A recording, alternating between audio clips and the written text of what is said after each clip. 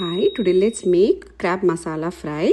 Now for that you need to take cleaned and washed crab and marinate it with some salt, turmeric powder, Kundapur masala powder, lemon juice and curry leaves.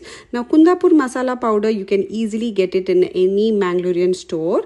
I usually pick it up whenever I come home and then marinate it for 30 minutes and keep it aside. Now it's been 30 minutes. You need to take oil and fry the crab really very well till the crab is completely done and keep it aside.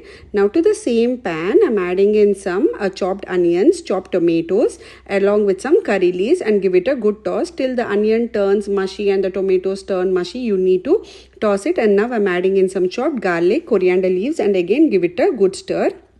When you see the tomatoes and the masala has started oozing water, add in the Kundapur masala powder again and give it a good toss. Now I'm adding in some water as well because this is masala fry. It needs to be a little bit of semi-gravy kind, and add in some salt and give it a good stir. Check for the salt as well again. And then what you need to do is transfer the fried crab into the masala and give it a good toss. Now don't miss to add in lemon juice to this because it gets beautiful flavor to the crab masala fry. And finally garnish it with some fresh coriander leaves. You can serve this with neer, dosa, appam, naan and boiled rice and dal. If you like my recipe, don't forget to like, share and subscribe to my channel. You can see the ingredient and the measurements on the screen as well. Enjoy.